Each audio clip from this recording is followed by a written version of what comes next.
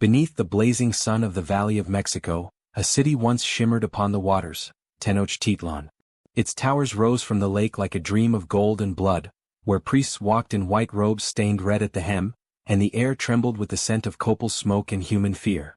To the Aztecs, the world was a living heart that had to be kept beating through sacrifice.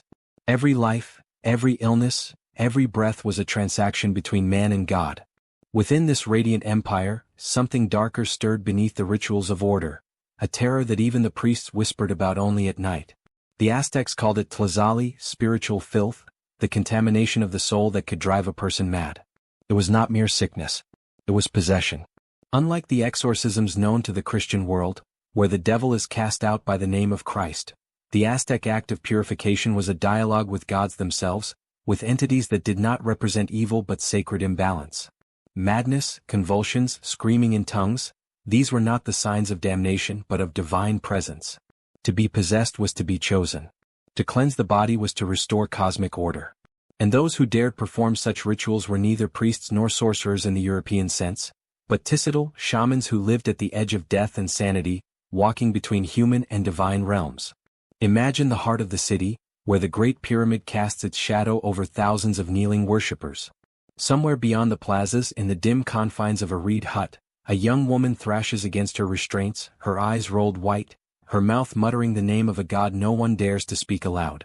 Her family gathers around her in terror, certain that one of the celestial beings has entered her body, perhaps Tezcatlipoca, the smoking mirror, whose laughter drives men insane. They send for a ticital, a shaman who knows the ways of the gods. He arrives dressed in feathers and jaguar skin, carrying obsidian blades, herbs, and bones that rattle softly as he moves. He is not a healer in the modern sense. He is a negotiator of nightmares. The world of the Aztecs was one of balance, a delicate harmony maintained through blood and faith. To them, chaos was not the absence of order but its necessary counterpart. The same gods who granted rain could send drought, the spirits that offered life could consume it. In that fragile balance, when a person's spirit became too heavy, with sin, lust, or unspoken fears, it could attract the attention of a god seeking passage into the mortal world. The resulting possession was not punishment but an invitation, and a danger. The only way to restore equilibrium was through ritual suffering, to let the god feed until satisfied, or to drive it away through sacrifice and trance. For the Aztecs, the body was not owned by the self but by the gods who had shaped it from the ashes of previous worlds. When those gods came to collect what was theirs, only the most daring healers could confront them. These were men and women who had themselves faced the brink of madness, who had fasted until they hallucinated, who had entered caves and emerged with new voices in their heads. They claimed to hear the pulse of the earth itself, and through that pulse to understand the language of possession. The Spaniards who arrived in the 16th century would later write of these rituals with disgust, calling them works of the devil. But before those conquerors brought their crosses and holy water, the Aztecs already had their own version of exorcism, more ancient, more brutal, and infinitely more terrifying. It was not about saving the soul for paradise, it was about preventing the universe from unraveling. Every scream, every drop of blood spilled during an Aztec exorcism was a plea to the heavens, to spare not just one life, but the balance of all creation. The narrator's voice lowers, almost to a whisper, as if afraid to wake something that still sleeps beneath the ruins of Mexico City. To the Aztecs, he says, madness was not a disease. It was the shadow of a god. What follows in this story are rituals so ancient and forbidden that even the missionaries who tried to record them could not comprehend their meaning. They belonged to a world where faith was indistinguishable from fear, where the only way to cleanse the soul was to confront the divine hunger that lived within every human being. The stage is now set. Before the conquest, before the cross, before reason itself, there existed a form of healing that required both terror and reverence. It was an act of negotiation with invisible powers that could bless or destroy. These were the exorcisms of the Aztec shamans, and though centuries have buried their chants and masks, fragments of their horrors still echo through the stones of ancient temples. The question that lingers is not whether they worked, but what price was paid by those who dared to cast the gods from human flesh. In the world of the Aztecs, nothing existed in isolation. Every action, every heartbeat, every drop of blood belonged to a vast web of divine exchange. The universe itself was a fragile pact, a constant tension between creation and destruction, light and shadow. Their cosmos was not a distant heaven but a living organism that breathed through gods, nature, and human sacrifice. To understand the terrifying logic of Aztec exorcisms, one must first step into this world of sacred fear, a universe haunted not by devils, but by gods who demanded devotion through suffering. To the Aztecs, existence was born from catastrophe. They believed they lived in the fifth sun, the fifth age of creation, and that 4 worlds had already perished before theirs. Each had been destroyed by the gods who created it, one by jaguars, another by wind, the next by fire, and the fourth by flood. Humanity was born again, fragile and indebted to those divine forces. Every dawn was a miracle maintained only through sacrifice. Blood was the nourishment that kept the sun alive, and human hearts were the fuel of eternity. In such a world there was no clear line between faith and terror, and when the gods took an interest in a mortal body, it could mean either exaltation or doom. Disease, madness, or misfortune were never random occurrences in Aztec life. They were signs, warnings that a god's attention had fallen upon someone. If a child screamed uncontrollably in the night, the family believed it was Tlaloc, the rain god, calling to the spirit through dreams. If a man muttered to himself and trembled with unseen visions, it was said that Tezcatlipoca had entered him through smoke or mirror, testing his strength. Even physical illnesses had divine fingerprints. Paralysis was linked to Mictlantecutli, lord of the dead, fevers to Xiatecutli, the god of fire. A wound that refused to heal might not be a wound at all, but a doorway through which spirits fed. In this cosmology, possession was not a moral corruption, it was a disruption of balance. The Aztecs believed that life depended on maintaining equilibrium between the visible world, Tlaltecpac, and the unseen spiritual realms. The gods themselves could become unstable, they could overstep their place, crossing into the mortal plane in moments of divine excess. When this happened, humans became vessels of that imbalance. The role of the Tissitl, the shaman, was to restore harmony, to rebalance the sacred energies that had gone astray. Among the most feared and revered deities in this drama was Tezcatlipoca, the smoking mirror. He was the god of darkness, fate, and deception, both a destroyer and a teacher. His obsidian mirrors were said to reflect not one's face, but one's soul stripped bare. Many possessions were attributed to his influence. Victims spoke in riddles, screamed into mirrors, and saw visions of jaguars devouring their hearts. To be chosen by Tezcatlipoca was both a curse and an initiation into divine madness. Then there was Tlazolteotl, the eater of filth, goddess of purification, sin, and forbidden desire. She was both seducer and cleanser, the one who could forgive sins but only after consuming them. Women accused of lust, adultery, or madness were often believed to be possessed by her. During exorcisms, the Tissitl would invoke Tlazolteotl directly, begging her to release the victim's soul after feasting upon the impurity. The ritual was not gentle.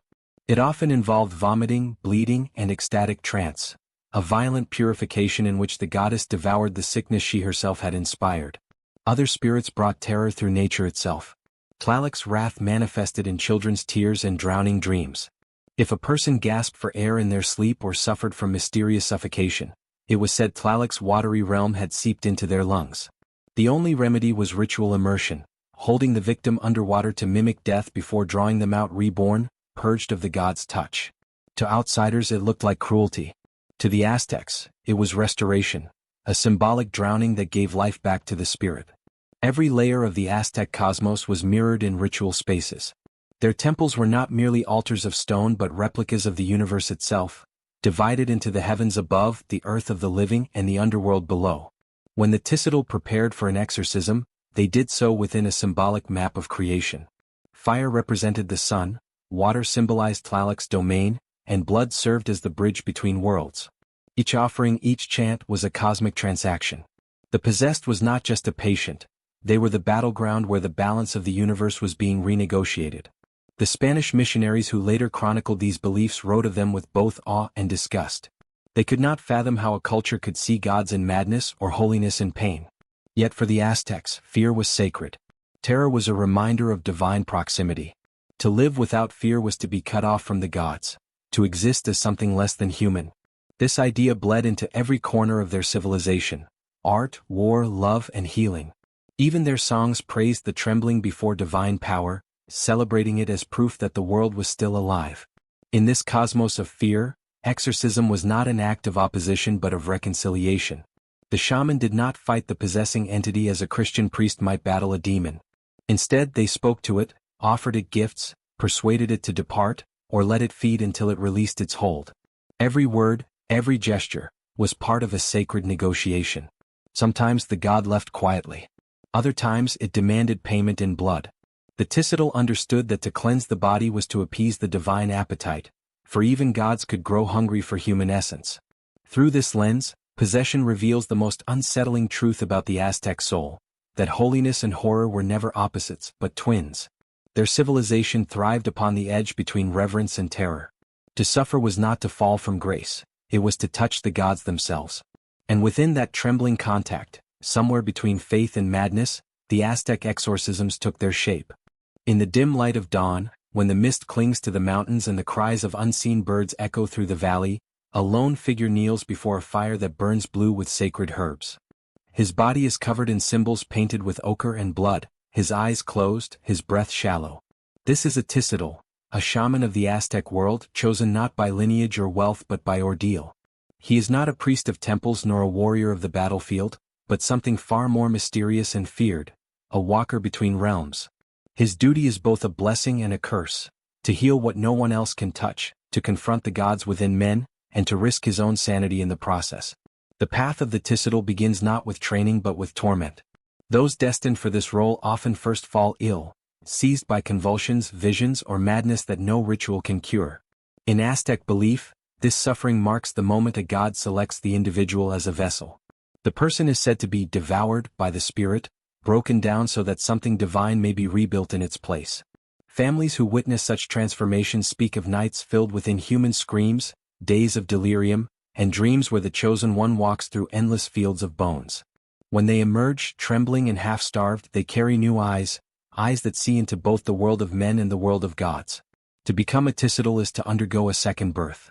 The initiation rituals are among the most secretive and haunting in Aztec tradition. The apprentice is taken into the wilderness, often into caves which were considered entrances to the underworld. There, under the supervision of elder shamans, they fast for days, consuming only water infused with bitter herbs. Hallucinogenic plants such as tiananacatl, the sacred mushroom, or ololioqui, the divine seed, are used to break the barrier between the human and the spirit world.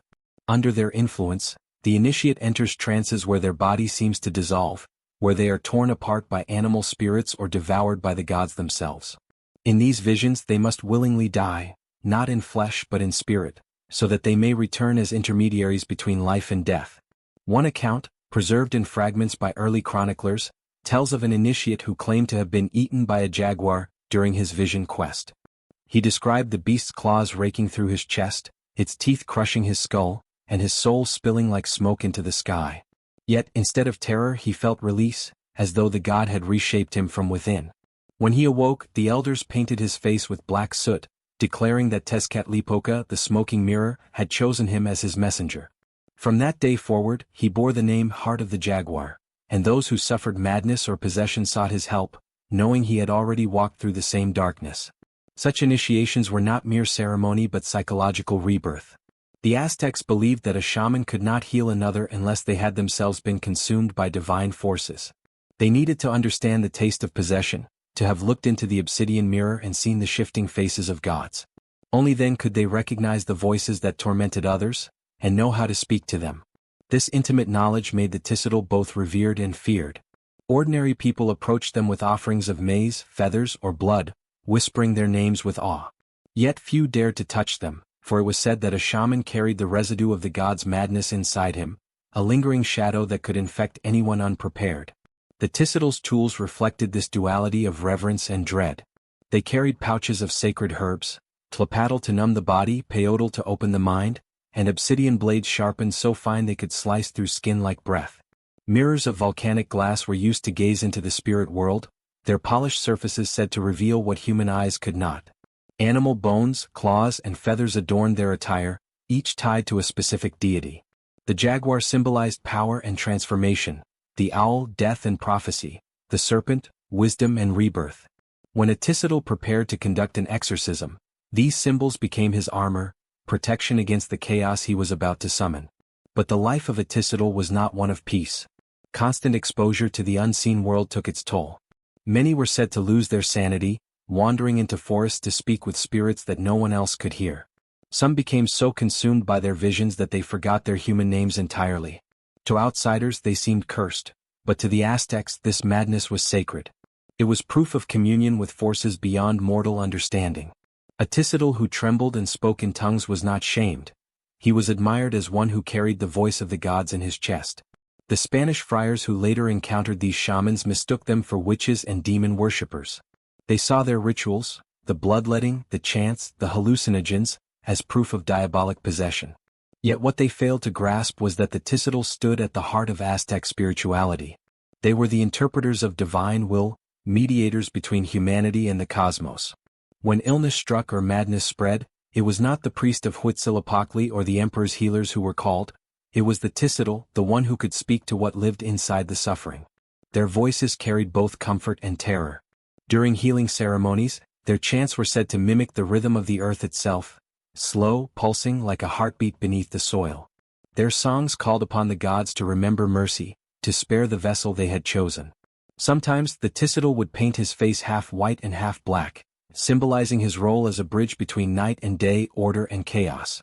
When he danced around the fire, his movements were both graceful and violent, each step echoing the struggle between the human and the divine.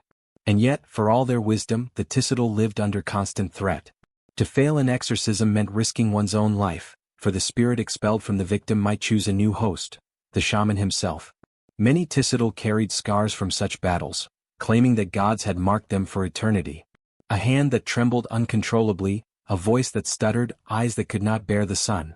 These were not seen as defects but as the price of power. The figure by the fire finally opens his eyes. The blue flame flickers against his obsidian mirror, revealing not one reflection, but many shifting faces that whisper through the smoke. He breathes in deeply, feeling the presence of the gods within and around him. He knows that soon he will be called to perform his duty once more, to face another soul overtaken by divine hunger. His life is not his own, it belongs to the voices that dwell between worlds. In the Aztec cosmos, the Tissitol was both healer and sacrifice, a living thread binding the human heart to the will of the gods. To heal another's madness, he had to embrace his own. And through that paradox, that sacred surrender to insanity, the Aztec shamans became the most powerful and the most haunted figures of their age. The signs began quietly, a whisper in the dark, a flicker in the corner of the eye, a dream that lingered long after waking. Among the Aztecs, such moments were never dismissed as imagination. They were warnings.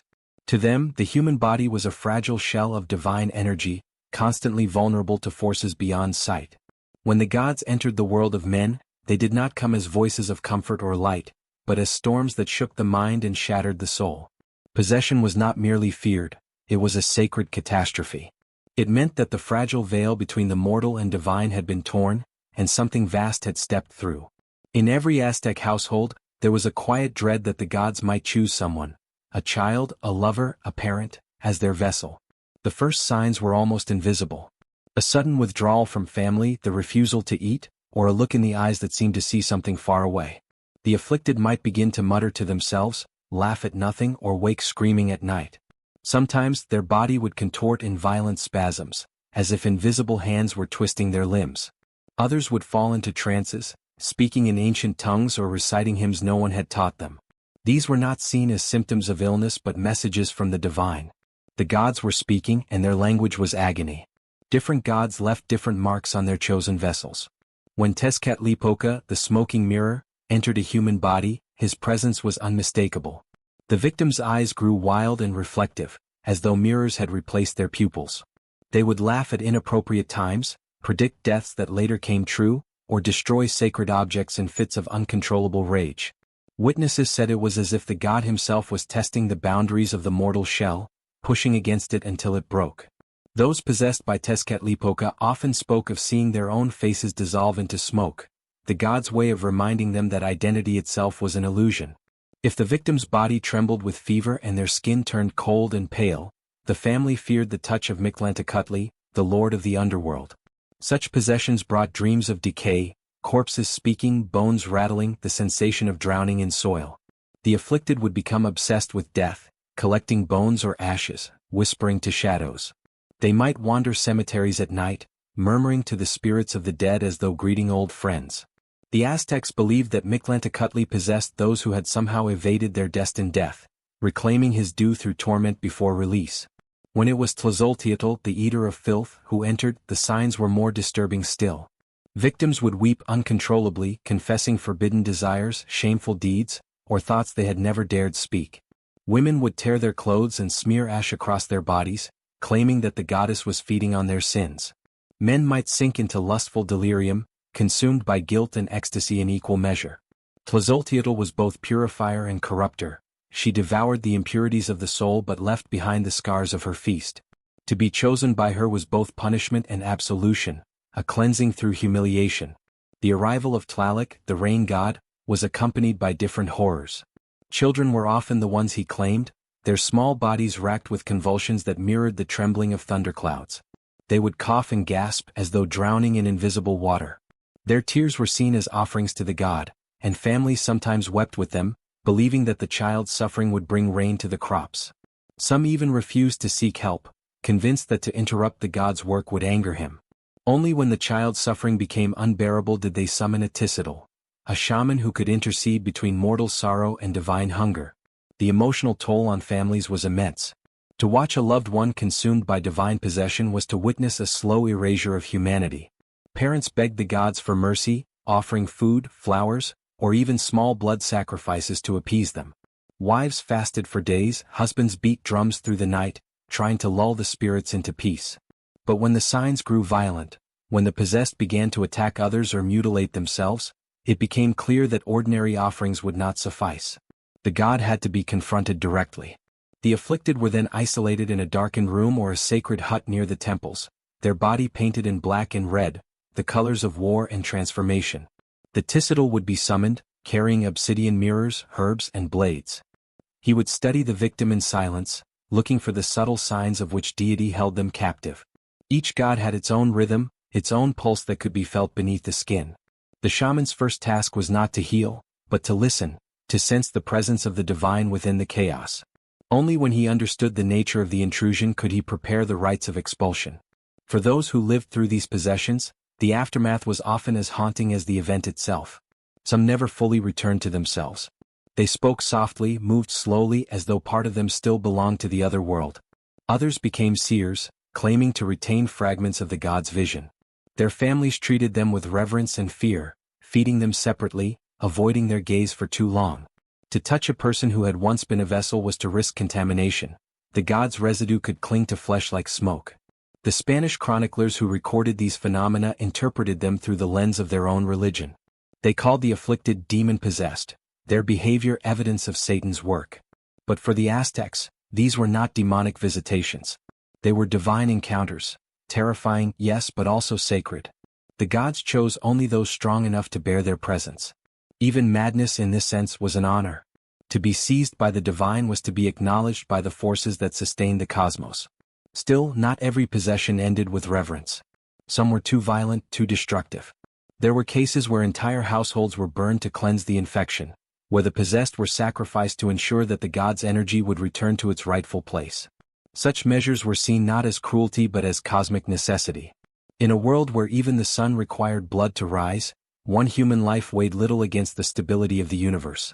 As the fires burned in the temples and drums echoed through the night, the people of Tenochtitlan lived in a state of both devotion and dread. The gods were everywhere, in the rain, in the wind, in the trembling of a child's hand. Possession was not a question of if, but when.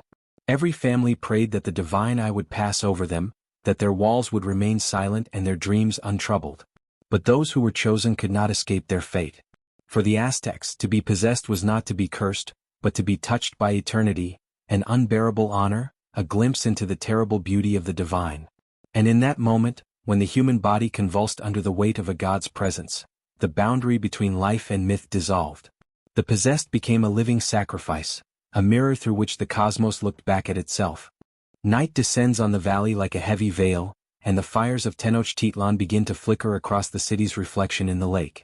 In one of the narrow alleys near the temple district, a woman's screams pierce the stillness. Her voice is raw, not from fear but from something deeper, a presence clawing its way through her body. The neighbors gather outside, whispering prayers to the gods, unsure whether to intervene. Within the hut, a circle of candles burns low. A Ticital, an Aztec shaman, kneels beside the possessed, his face painted half black and half white. He murmurs ancient words, words that few living remember, as his hands trace symbols into the dirt. Tonight he will perform the ritual that both terrifies and defines his people, the exorcism. Before the ritual begins, the Ticital purifies himself. He fasts for days, abstains from contact, and burns copal incense until the air itself feels heavy with invisible hands. He bathes in cold water from a sacred spring, whispering invocations to the gods of balance, Tezcatlipoca who governs destiny and Tlazolteotl who devours impurity. Around him, assistants prepare the tools of his sacred craft. Obsidian blades sharpened to a whisper, feathers of the quetzal bird to brush away evil, gourds filled with hallucinogenic herbs, and small bowls for blood offerings. Everything has meaning. The direction the altar faces, the color of the candles, the number of times a drum is struck, each act mirrors the delicate order of the universe. For the Aztecs, ritual was not performance. It was creation itself, a way of reshaping the world through sacred rhythm. The victim is brought into the center of the room, trembling and bound by strips of maguey fiber. Her face is pale, her eyes wide, her lips muttering fragments of forgotten prayers. Her body has become a battlefield, one part mortal, one part divine chaos. The shaman studies her closely, searching for clues. The way her breath falters, the tone of her voice, the colors that dance around her aura, all reveal which god has entered her. If the air feels thick and cold, it is Mictlantecutli, Lord of Death. If it crackles like fire, Xiahtecutli has taken hold. If the woman's body writhes with fever and shame, Tlazolteotl is devouring her sins from within. Each god demands a different approach, a different offering, a different language of appeasement. The Ticital begins with the invocation. He beats a drum in slow, measured rhythm, the heartbeat of the world. Smoke rises from burning copal, curling like spirits toward the rafters. He chants in Nahuatl, calling upon the four directions: east for rebirth, west for death, north for knowledge, south for transformation. His voice deepens, resonating with something ancient, almost inhuman. As the chant intensifies, the victim convulses, her back arching, her mouth foaming. She screams, not in her own voice, but in one that seems older than language itself, guttural, commanding, divine. The spectators shudder, but the Ticital does not flinch. He has heard this before. It is the god within speaking, demanding recognition. In the next phase, negotiation begins. The shaman kneels beside the possessed and speaks directly to the god, addressing it with reverence, not defiance. "You are welcome, Great One," he says. "You have entered this vessel to remind us of your power. But now the balance must return." He offers food, pulque, and sometimes the blood of a sacrificial bird. The god's presence is coaxed, flattered, reminded of its divine purpose. The Aztecs believed that such spirits did not respond to threats, only to respect and persuasion. The shaman's voice alternates between soothing melody and commanding roar, his words weaving between prayer and incantation. If the god refuses to depart, the Ticital must force its exit through pain and sacrifice. He pricks his own skin with obsidian, offering his blood as payment. Sometimes he cuts the victim lightly, allowing a few drops to fall onto the earth. Blood is not merely a symbol, it is the currency of existence. It feeds the gods, restores the cosmic contract. The scent of iron fills the air as the chanting grows faster, almost desperate. The drumming becomes chaotic, mimicking the thunder of war. The god within the woman screams through her mouth, cursing, laughing, mocking the mortals who dare command it. The Ticital answers with renewed fury, calling upon the jaguar and the eagle, the spirits of night and sun, to drive the presence away. The climax of the ritual is not a moment of victory but of surrender. The shaman falls into trance, his consciousness merging with that of the possessed. For a brief, terrifying instant he becomes the god himself. His body convulses, his voice shifts, his eyes roll back. He experiences the deity's hunger, rage, and sorrow. To heal, he must become what he fears. The boundary between healer and patient dissolves, and the entire hut becomes a theater of transformation. Witnesses say the air grows heavy, time seems to slow, and shadows move as if alive. Then, with a final cry, the victim collapses, the god's presence torn from her body and absorbed into the offerings. Silence follows, deep and absolute. But the ritual is not yet complete. The expelled spirit must be sent away, guided back to its realm. The Ticital gathers the blood-soaked feathers, herbs, and ashes into a bundle, wrapping it in cloth painted with sacred symbols. At dawn, this bundle is carried to the temple steps or cast into running water, the path of purification. The shaman prays once more, asking the gods to accept the offering and to spare the community from further imbalance. The remaining ashes are scattered over the lake, their ripples carrying the memory of the ritual into the horizon. The woman, now freed, awakens slowly. Her body is weak, her eyes distant. She remembers nothing of what transpired, only the echoes of the chants and the faint taste of blood in her mouth. Her family rushes to her side, offering food and tears of relief. The shaman, however, remains silent. He knows that not all who are freed truly return. Part of the god may linger, a whisper, a dream, a shadow in the corner of the eye. To heal is never to erase, only to balance what cannot be destroyed. From the outside, the ritual appears barbaric, an orgy of pain and superstition. Yet within the Aztec worldview, it is an act of supreme devotion. The Tizitl does not fight evil. He restores the sacred rhythm of the cosmos. Each cry, each drop of blood, each tremor of the drum is part of a conversation older than time. The possessed is not a victim, but a participant in a cosmic dialogue, their suffering a necessary offering to keep the universe in motion. As dawn breaks, the city stirs once more. The temples glow with the first light of the sun, a sun that, according to Aztec belief, rises only because humans continue to pay their debt through ritual and blood. Somewhere in the city, the woman now sleeps peacefully, her body marked by faint cuts and ashes, her soul lighter than before. The Tizitl walks alone to the edge of the lake, staring into his obsidian mirror. He knows that the gods are never truly gone. They only rest, waiting for the next soul to falter, the next mind to open, the next body to receive them. To the Aztecs, exorcism was not an act of banishment. It was a sacred balancing act between worship and terror, a reminder that the gods were never outside of them but within. And when the flesh was torn and the blood spilled, it was not cruelty. It was communion, the moment when the human and the divine met face to face and screamed together in the dark. As the smoke of the sacred fires fades from the exorcism chambers, we step into a deeper layer of Aztec belief, a place where ritual, pain, and the elements themselves become one. The Aztecs saw the world not as a physical landscape but as a living being made of opposites, fire and ice, creation and decay, purity and corruption. Every ritual they performed mirrored this balance. But among all the rites they practiced, none embodied this duality more than the exorcisms and purifications tied to the elements of fire and water. To the Aztecs, these were not mere forces of nature. They were the breath of the gods, the living mediums through which divine will flowed. Fire was the element of transformation, the instrument of divine truth. It burned away corruption and revealed the soul beneath.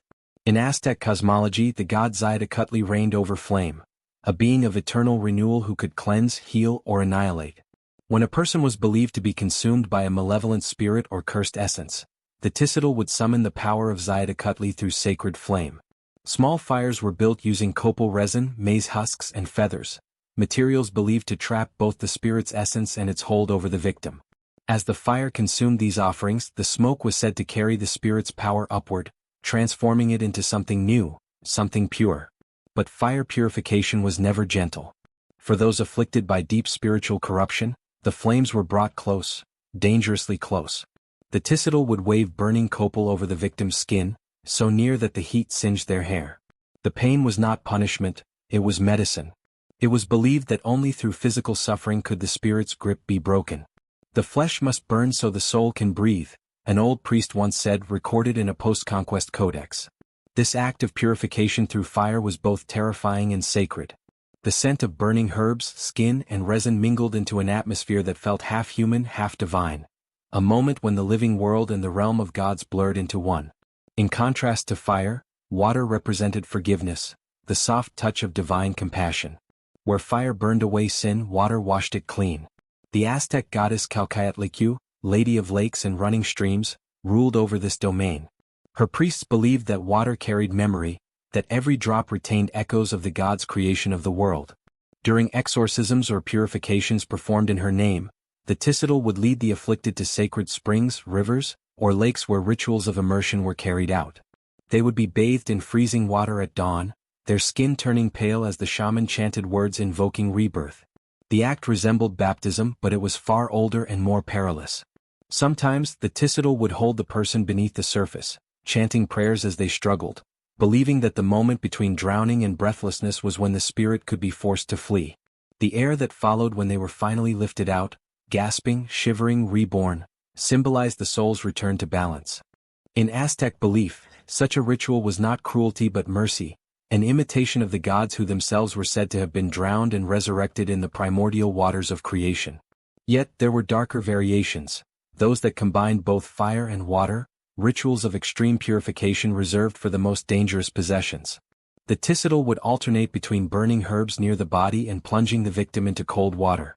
The violent transition from heat to chill, from suffocation to breath, symbolized the cycle of life, death, and rebirth, a mortal imitation of the gods' eternal struggle to maintain cosmic order. Many who underwent these rites never fully recovered. Some lost their voices, some their memories, and a few were said to have vanished entirely into madness. But to the Aztecs, even such loss was honorable. To suffer for balance was to serve the universe itself. These rituals also reflected the Aztec environment, a land of volcanoes and storms, where destruction and creation existed side by side. When volcanoes erupted, priests would interpret it as Xiaotlicutli's rage, a call to purification. When floods came, Calcayatlicue was believed to be cleansing the world of human impurity. Thus, the elements were both the medium and the message, and humans existed between their eternal conflict. Exorcisms were not just about individual healing, they were about realigning with the forces that shaped the cosmos. Psychologically, these ceremonies served a purpose that transcends time. The pain of fire, the shock of cold water, both brought participants to the brink of death, where ego and fear dissolve.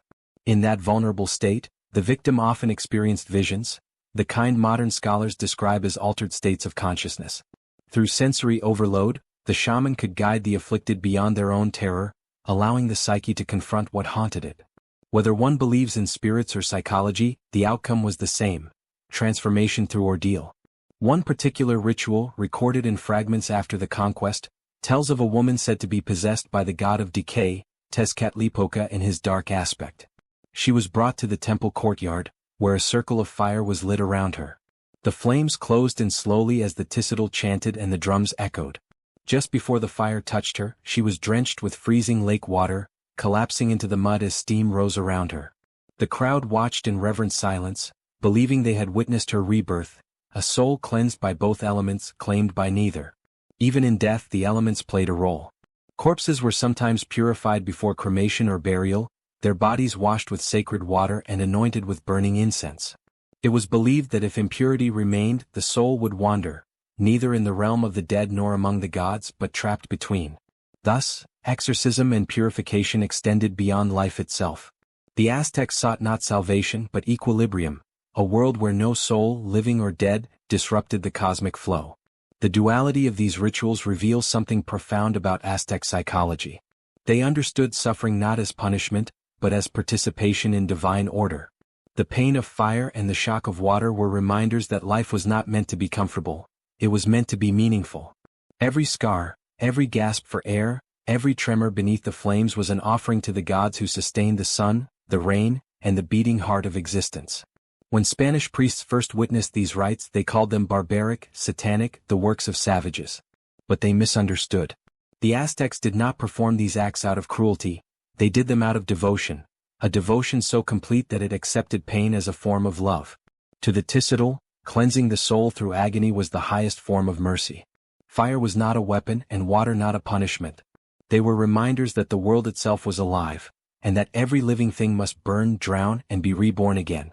In the end, the rituals of fire and water tell us something eternal about humanity, that we seek purification not just in body but in spirit, that we crave transformation even when it comes through pain.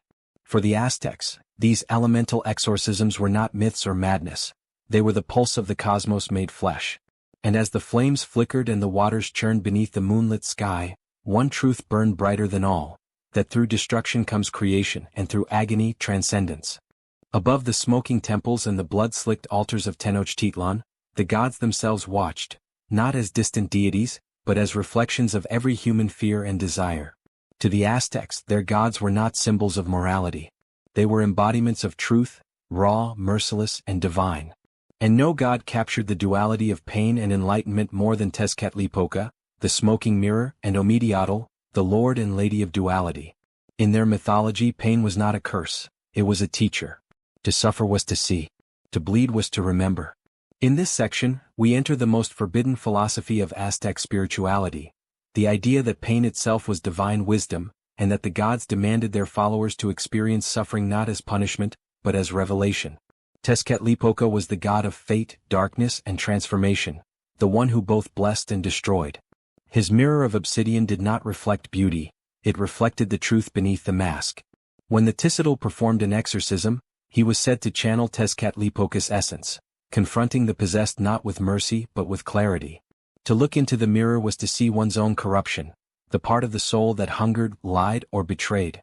You cannot cast out what you refuse to see, the priest would say. The mirror was the first step of exorcism, forcing the victim to face their inner shadow. Some screamed when they gazed into it, claiming they saw serpents or faces whispering from within the glass. Others wept, recognizing their own reflection twisted by divine truth. This concept, of divine pain as enlightenment, extended far beyond ritual. The Aztecs believed their gods had suffered first, and that by mirroring that suffering humans could touch the sacred. The story of Quetzalcoatl, the feathered serpent, told of a god who sacrificed his own blood to create mankind. In one myth, Quetzalcoatl descends into the underworld, slashing his body to anoint bones with divine essence so that life could begin anew. From his wounds came the first humans. Pain therefore was not failure, it was creation. Each drop of blood spilled in ritual was a reenactment of that cosmic birth. Even the sun itself was believed to survive only through sacrifice.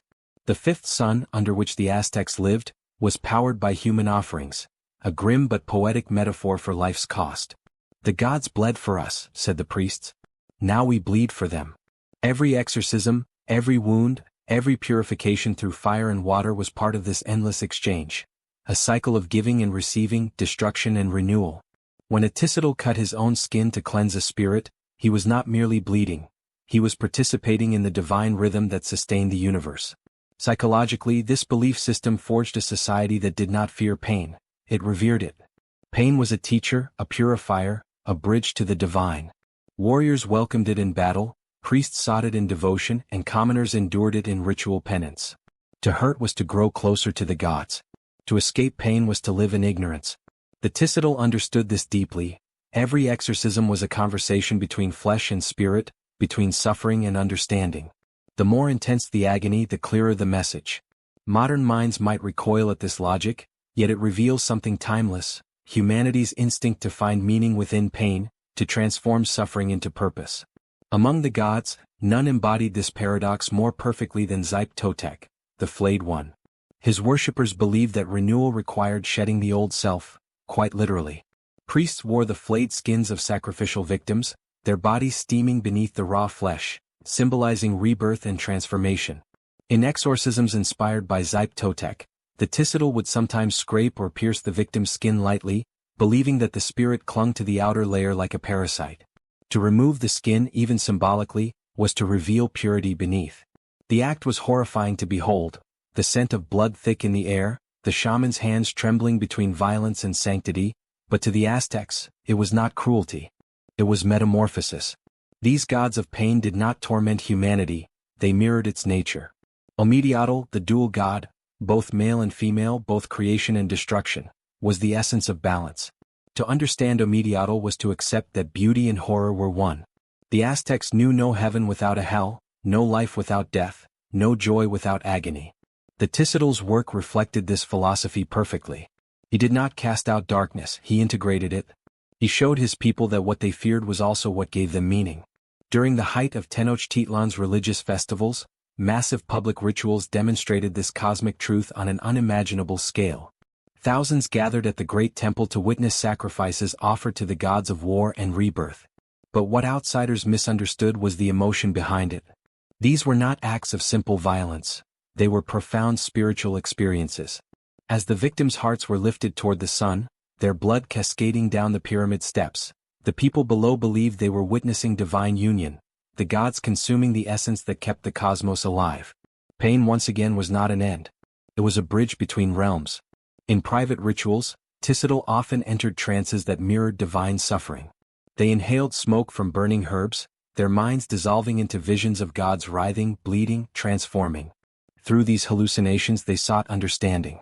The visions often showed the gods enduring pain willingly, smiling through agony, weeping not in sorrow but in gratitude. To suffer is to remember you are alive, one ancient saying goes. The shaman would emerge from these visions with renewed strength, ready to face whatever spirit or curse awaited him. Even beyond religion, this theology of sacred pain shaped Aztec art, poetry, and architecture. Temple carvings depicted gods devouring their own hearts. Murals showed serpents shedding skin and men reborn through fire. Every image was a reminder that pain was not to be escaped, but embraced. "The flower blooms from the wound," said a Nahuatl poet centuries ago, a line that captures the essence of Aztec spirituality more clearly than any chronicle. And yet, within this devotion to divine suffering lay a strange compassion. The Tissitol, though he inflicted pain in ritual, did so with empathy. He shared the suffering of his subject. His own blood often mingled with that of the possessed, symbolizing unity in pain. In those moments, both priest and victim became one, two bodies bound by sacrifice, two souls searching for balance. When the god's presence finally departed, the silence that followed was not relief but reverence. For in that stillness they believed they had touched something eternal, the truth that the gods themselves lived within pain. In many ways, these beliefs challenged the modern world's understanding of morality and faith. The Aztecs did not separate good from evil as absolutes. Instead, they saw both as necessary halves of the same whole. Their gods were capable of cruelty and compassion, often in the same breath. The Tissitol's exorcism rituals were born from this worldview, brutal, yes, but profoundly spiritual. Every scream was a prayer, every drop of blood, a poem written in flesh. When we look back at their world, it is tempting to see only barbarism. But to do so is to miss the essence of their philosophy, that suffering, willingly embraced, becomes sacred. The Aztecs found divinity in the most human of experiences, in pain, fear, and endurance. To them, the gods were not beings to worship from afar. They were mirrors, reflections of the human condition, eternal and raw. As night falls once more over the Valley of Mexico, the fires of the temples flicker in the distance. The chants of the priests rise and fall like the breath of the gods. Somewhere, a Tissitol prepares his obsidian blade, not as a weapon but as an instrument of truth. He knows that what he is about to do will hurt, both him and the one before him. But he also knows that through this shared pain, something divine will awaken. For in the Aztec world, to suffer was to see the gods, and to endure was to become one of them. The dawn mist curls around the ruined temples of Tenochtitlan, the air thick with the scent of burnt offerings long extinguished. To the Aztecs, cruelty was never chaos, it was order. Pain was not punishment but purification. They lived in a world where the gods demanded suffering, and mercy was the greatest sin. Every wound, every sacrifice, every scream was a prayer in motion, an act that held the fragile balance of existence together. The Tissitol, the shaman exorcist, embodied this belief. When he raised his obsidian knife, he became both healer and executioner. His goal was not to destroy evil but to restore harmony between mortal and divine. The afflicted, bound and trembling, offered their pain as proof of devotion.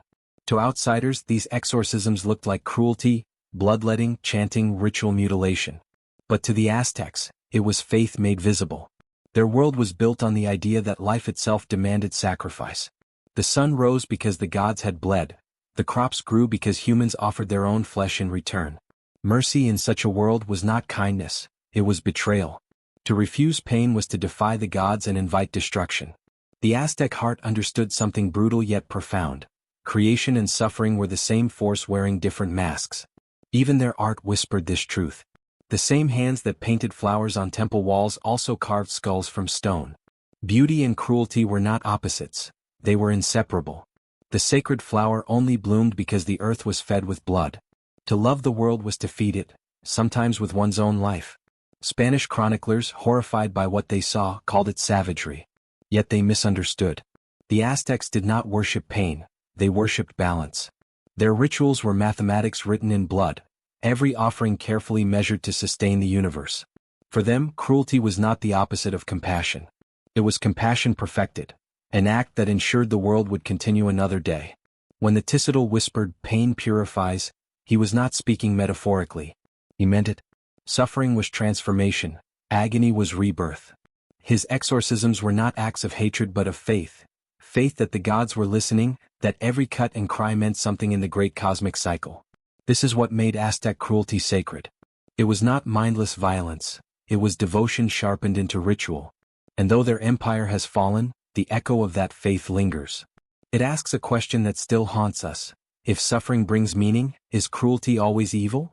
The Aztecs answered with their lives, believing that to hurt, to bleed, to sacrifice, was not to destroy but to sustain the very soul of the world. Centuries after the fall of Tenochtitlan, the smoke of its rituals still drifts through time. The temples are gone, yet their spirit lingers, in the quiet prayers of descendants, in the myths whispered beneath the cross. When the Spanish crushed the empire, they could not destroy its soul.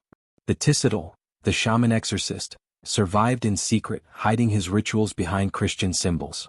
Holy water replaced sacred lakes, saints replaced gods, but the belief in purification through pain endured. These new exorcisms were hybrids of faith, half Catholic, half Aztec. The healers burned herbs, muttered Latin over Nahuatl chants, and invoked both the Virgin and the old earth spirits. To outsiders it looked like heresy. To them it was survival, a way to keep the world in balance even as it changed. The sacred cruelty of their ancestors lived on, disguised as devotion. The legacy of Aztec exorcism is not only ritual, it is psychological. The belief that pain heals, that suffering transforms, is one humanity has never let go. Modern culture calls it endurance, discipline, redemption, but it is the same ancient logic reshaped for new gods. We still sacrifice for progress, bleed for love, and endure for meaning. The Aztecs made that struggle holy. In their world, exorcism was not about destroying evil but reconciling with it, acknowledging that light and darkness, good and cruelty, exist in the same breath. The Ticidal faced the possessed not with fear but with understanding. He knew that demons were often reflections of the human soul, grief, guilt, rage, and only by embracing pain could one be cleansed of it. Today we no longer offer hearts to the sun, but we still chase rebirth through suffering, through struggle, through loss, through endurance.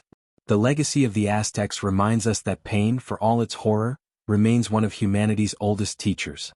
As the sun sets over the ruins, the wind whispers through the stones.